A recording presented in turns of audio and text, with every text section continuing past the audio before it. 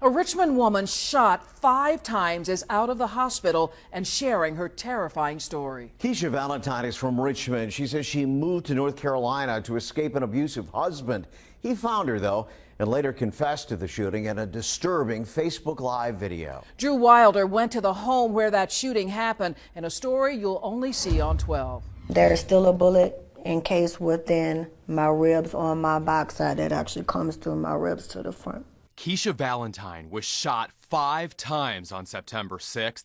2 of the bullets are still inside of her. One hit her right on this tattoo. It says, have faith and hope and be strong, and I live by those words. She's bound to this wheelchair because of it, but she's alive because of her son, Earl. He would give his all, like my dad would give his all. And him being 15, yes, he took on a heavy load of responsibility. A responsibility he carried nobly. After Keisha's marriage broke up and her father passed, Earl Valentine III became the man of the house. Earl recorded this video the day they saw his older sister, Debonae, off to college. Hopefully you keep this in the memory. When you go to college, you'll watch this and remember about your brother when you go to college. You'll think about me. When we look back at that video today, I would have no idea that my son would have been the one that was leaving us and she was the one going to college. So when we look at that, we just cry. Because 2 weeks later, the man of the house was shot and killed while protecting Keisha. They were both asleep when the front door was kicked down at about 1:30 that morning. Walked into my kitchen area, gun to my chest, and it just exploded. I felt a burn, but not a pain. I didn't really hear it. I just felt something, and it kind of like winded me.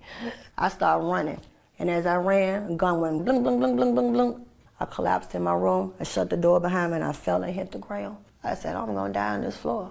Keisha says she felt a trickling coming from her chest, blood pouring out of her.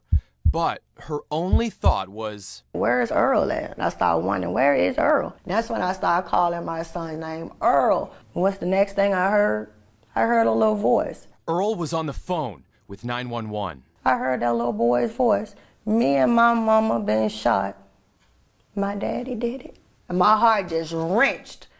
He knew his daddy did this to us. Earl Valentine Jr. went there that night to kill Keisha. Instead, he killed his son. But while the man of the house lay dying on the floor, he was using his last breaths to save his mother. And he gave his address of 403 Hyco Street. That's the last thing I heard my baby say on that phone call. When Earl Valentine Jr. left the shooting, he confessed to it all in a chilling Facebook Live video. I just killed my motherfucking wife. I loved my wife, but she deserved what she had coming. Or so he thought. While Valentine was recording that video, police arrived at the blood-soaked home. And I was hitting my back against the door and I put my hands out. I said, I'm in here, but check on my son. I think he's been shot. When the officer did, the 15-year-old man sent the officer to his mother's room instead. Don't worry about me. Save my mama. Don't worry about me. Earl died that morning, but the call he made got Keisha to the hospital in time to save her life. The next day, U.S. Marshals tracked Valentine to this motel in Columbia, South Carolina, where they found him dead inside. He shot himself. Why me? Why am I still alive? Why me? Why did my son have to die for something he had nothing to do with? He was an innocent kid.